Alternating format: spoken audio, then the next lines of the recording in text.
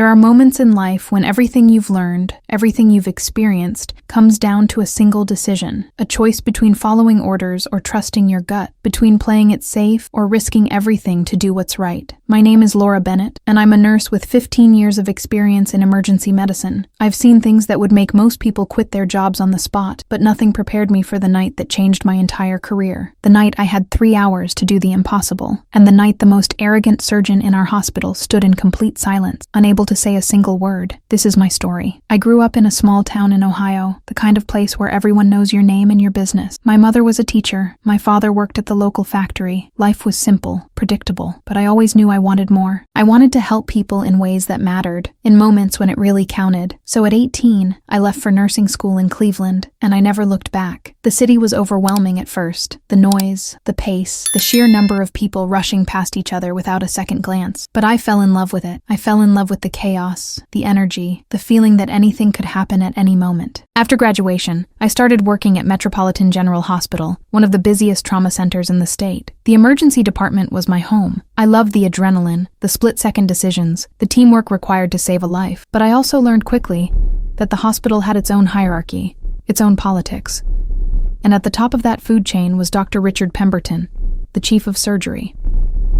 Dr. Pemberton was brilliant. There was no denying that. He could perform surgeries that most doctors wouldn't even attempt. But he was also cold, arrogant, and dismissive of anyone he considered beneath him, which, unfortunately, included most of the nursing staff. If this story has already grabbed your attention, go ahead and subscribe to the channel now, because what comes next will surprise you even more. And tell me in the comments, where are you watching this from? I'd love to know. My relationship with Dr. Pemberton was professional, but strained. He had a habit of barking orders without explanation, expecting everyone to jump without question. Most of the nurses had learned to just nod and do what he said, but I had always been different. I asked questions. I wanted to understand the why behind the what, and Dr. Pemberton hated that. There was one incident about 6 months before the night everything changed that set the tone for our dynamic. We had a patient come in with severe abdominal pain. Dr. Pemberton did a quick examination and ordered immediate surgery for appendicitis. But something didn't sit right with me. The patient's pain pattern was off, and his vital signs weren't matching the typical presentation. I pulled Dr. Pemberton aside and suggested we run additional tests first. He looked at me like I had just questioned the laws of physics. He told me in front of the entire emergency room staff that if I wanted to practice medicine, I should have gone to medical school. Then he proceeded with the surgery. Turns out, I was right. It wasn't appendicitis. It was a kidney stone that passed on its own during prep. The patient didn't need surgery at all. Dr. Pemberton never apologized, never acknowledged what happened. He just moved on like nothing occurred. That's the kind of man he was, confident to the point of arrogance, unwilling to admit mistakes, and absolutely certain that his years of medical training made him infallible. But experience had taught me something valuable. Doctors might have the medical degrees, but nurses have something just as important. We have time with the patients. We see the subtle changes, the small details that can make all the difference. And that night, those details would save a life. Thank you for sticking with me this far. It shows that you feel the same thing I felt when I lived through all of this. So go ahead and subscribe and turn on notifications, because what comes next changes everything. It was a Tuesday night in late September, the kind of night where the air has that first hint of autumn chill, and the city feels alive with energy. I was working the evening shift, which usually meant a steady flow of patients but nothing too overwhelming. My colleague Jennifer was working beside me, and we were joking about her recent disastrous first date when the call came in. Mass casualty incident. Multiple vehicle collision on the interstate. At least 8 victims, several critical. ETA 15 minutes. The entire emergency department shifted into high gear. We have a protocol for situations like this. Everyone has a role. Everyone knows what to do. I was assigned to Trauma Bay 1, the most critical area. And of course, Dr. Pemberton was the attending surgeon. The first ambulance arrived 7 minutes later. Paramedics rushed in with a man on a stretcher.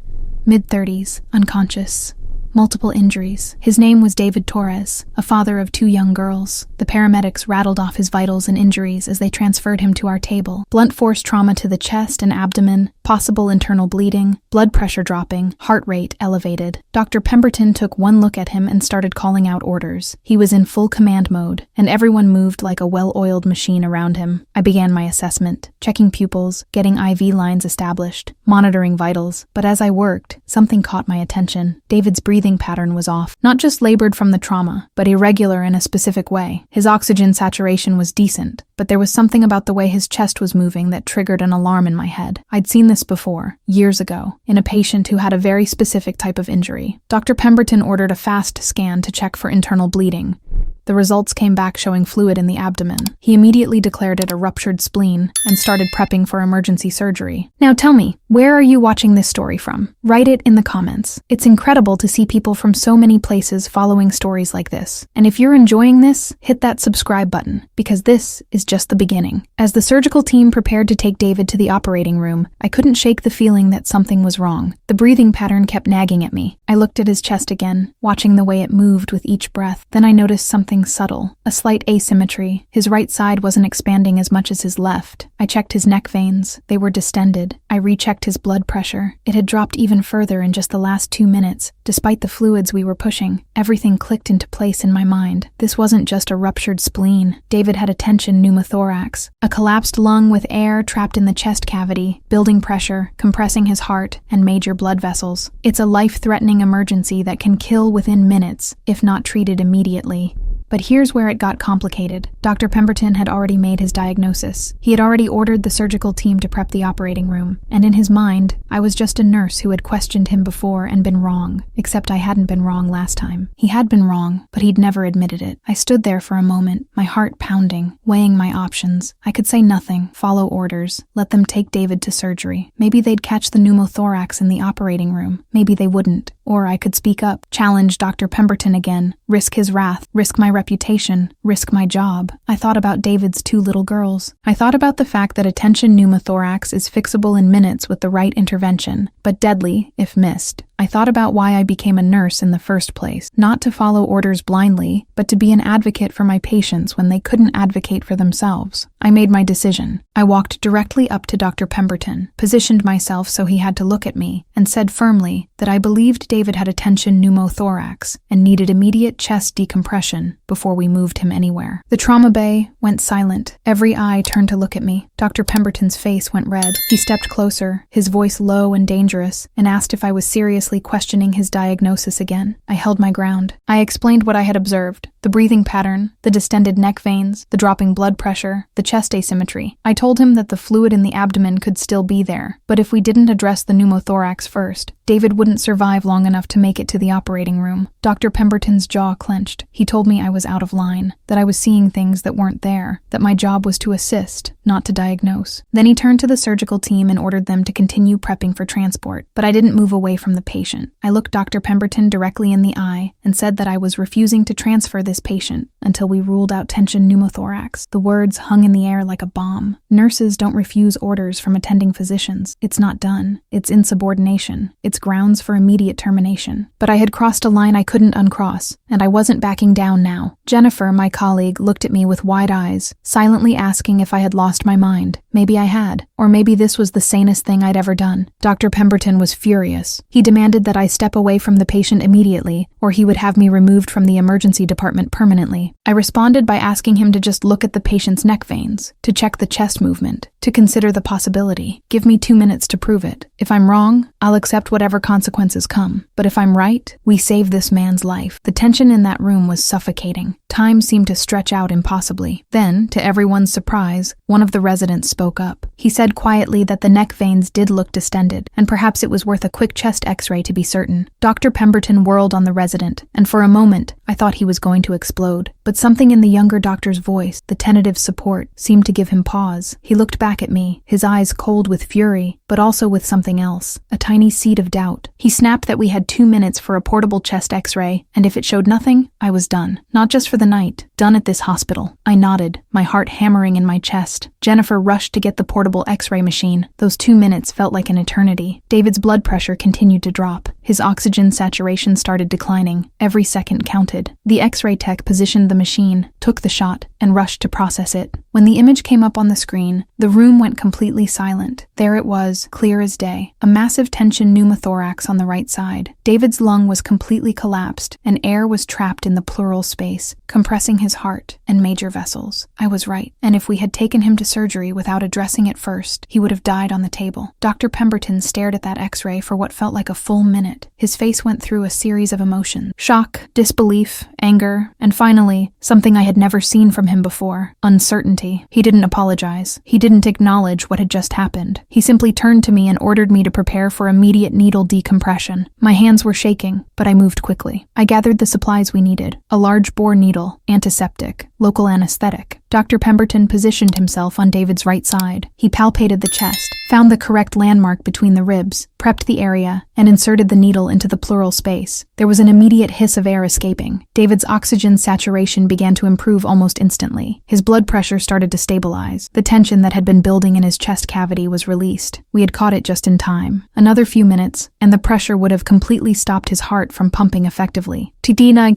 But we weren't out of the woods yet. The needle decompression was a temporary fix. David still needed a chest tube placed to keep his lung expanded, and he still had internal bleeding from the abdominal injuries that required surgery. The difference was that now he had a fighting chance. Now we knew what we were dealing with. Dr. Pemberton ordered a chest tube insertion, which I assisted with. Once it was in place and secured, we could hear and see air and some blood draining from David's chest cavity. His breathing immediately became easier. His vital signs continued to stabilize, but time was still critical. He needed to get to the operating room for the abdominal injuries. The fast scan had been correct about fluid in the abdomen. His spleen was likely ruptured, possibly other injuries as well. As the surgical team finally prepared to transport David, Dr. Pemberton pulled me aside. I expected anger, expected him to tell me I was still fired once this case was over. Instead, he looked at me with an expression I couldn't quite read and said that we would discuss this later. Right now, we had a patient to save. The surgical team rushed David upstairs. I stayed in the emergency department, my legs suddenly feeling weak, the adrenaline that had been keeping me going starting to wear off. Jennifer came over and hugged me, whispering that I was either the bravest or craziest nurse she'd ever worked with, maybe both. The rest of the night was a blur. Other patients from the accident came in, though none as critical as David. I went through the motions of my job, but my mind kept drifting to the operating room upstairs. Had I done enough? Would David make it? And what was going to happen to my career? I had openly defied an attending physician in front of the entire trauma team. Even if I had been right, there would be consequences. Hospitals don't take kindly to nurses who break the chain of command, regardless of the outcome. Around 3 a.m, word came down from the operating room. David had made it through surgery. They had repaired his ruptured spleen, stopped the internal bleeding, and addressed several other injuries. The surgery had taken almost 3 hours, but he was stable, he was alive, and he was being moved to intensive care. 3 hours. That's all the time it took to do the impossible. I finished my shift at 7 a.m, exhausted beyond words. I drove home in a daze, barely remembering the route. My small apartment in the city had never looked so welcoming. I collapsed on my couch, still in my scrubs, and stared at the ceiling. What had I done? I had saved a man's life, yes, but I had also burned a bridge with the most powerful surgeon in the hospital. I had made an enemy of someone who could make my professional life miserable. And yet, given the same situation, I knew I would do it again. I couldn't live with myself if I had stayed silent and David had died because of it. Some things are more important than job security. Some things are more important than politics and hierarchy. I slept for a few hours, haunted by dreams of the trauma bay, of Dr. Pemberton's angry face, of David's distended neck veins. When I woke up, I checked my phone. There was a message from the nursing supervisor asking me to come in for a meeting the next day with hospital administration. My stomach dropped. This was it. This was where I would face the consequences of my actions. I spent the rest of the day trying to distract myself. I called my mom back in Ohio, though I didn't tell her what had happened. I cleaned my apartment, did laundry, went for a walk, but nothing could quiet the anxiety building in my chest. That night, I could barely eat. I kept thinking about David, hoping he was recovering well in the ICU. I thought about his 2 daughters, who still had their father because I had trusted my instincts. The next morning, I dressed carefully in professional clothes instead of scrubs and made my way to the hospital. My hands were shaking as I walked through the familiar corridors, now feeling like a prisoner approaching judgment. I was directed to a conference room on the administrative floor, a place I had only been once before during my initial job interview years ago. When I opened the door, my heart nearly stopped. Sitting at the table were the director of nursing, the chief medical officer, and Dr. Richard Pemberton. This was worse than I had imagined. I was about to be terminated in front of the very man I had defied. I took a seat, my mouth dry, preparing myself for the inevitable. And the director of nursing spoke first. She reviewed the events of 2 nights ago in clinical, detached language. A mass casualty incident, a critical patient. A disagreement between the attending physician and the nursing staff regarding diagnosis and treatment. A decision by the nurse to refuse patient transport pending further evaluation. My heart pounded as she spoke. Every word felt like a nail in the coffin of my career. Then the chief medical officer took over. He explained that such incidents are taken very seriously by the hospital, that the chain of command exists for important reasons, that patient safety must always be the primary concern. I nodded, waiting for the axe to fall, but then he said something I didn't expect. He said that after reviewing the case thoroughly, including the medical records, the X-ray results, and the surgical report, it was clear that my intervention had been medically appropriate and had likely saved the patient's life. He said that while the manner in which I had challenged Dr. Pemberton was irregular and could have been handled differently, the outcome demonstrated the value of a collaborative healthcare team where all voices are heard. I sat there, stunned, barely able to process what I was hearing. Was I not being fired? The director of nursing added that moving forward, the hospital would be implementing new protocols for situations where clinical concerns are raised by nursing staff, a more structured way to voice concerns without creating confrontational situations. Then Dr. Pemberton spoke for the first time. Everyone in the room turned to look at him. His voice was quieter than I had ever heard it, lacking the usual commanding authority. He said that he had spent considerable time reflecting on what had happened. He said that in his rush to diagnose and treat, he had missed critical signs that I had caught. He said that his dismissive attitude toward my concerns had been inappropriate and potentially dangerous. And then, in words I never thought I would hear from him, he said that he was wrong and that I had been right. He thanked me for standing my ground, even at great personal risk. He said that David Torres was recovering well and would likely make a full recovery because of my actions. The room was silent after Dr. Pemberton finished speaking. I didn't know what to say. An apology from him was something I had never imagined possible. The chief medical officer concluded the meeting by saying that no disciplinary action would be taken against me. Instead, I was being commended for patient advocacy and clinical excellence. He also mentioned that Dr. Pemberton had personally requested that I be assigned to his surgical team moving forward, if I was willing. I looked at Dr. Pemberton in shock. He met my eyes and gave a small nod. It wasn't quite a smile, but it was something close to respect. I accepted, though I admitted I was surprised by the request. He responded that good doctors surround themselves with people who will tell them the truth, even when it's difficult to hear. He said he needed more people like that in his life. As we left the conference room, Dr. Pemberton walked beside me. He told me about David, that he had been extubated the day before and was breathing on his own, that his daughters had visited and he had been able to hold them, that he was expected to transfer out of intensive care within a few days. Hearing that brought tears to my eyes. All the stress, all the fear, all the sleepless nights were worth it for that moment, to know that a father would go home to his children. Dr. Pemberton also shared something personal. He told me that early in his career, he had made a critical mistake because he was too proud to listen to a nurse's concern. A patient had suffered complications that could have been prevented. It was a moment that had haunted him, and yet he had responded by building walls, by insisting on absolute authority, by refusing to show any vulnerability. Seeing what happened with David had broken through those walls. He realized he had been on the verge of repeating the same mistake, and this time, someone had been brave enough to stop him. In the weeks that followed, things changed at Metropolitan General. Dr. Pemberton became more collaborative, more willing to listen. Our working relationship evolved from antagonistic to genuinely respectful.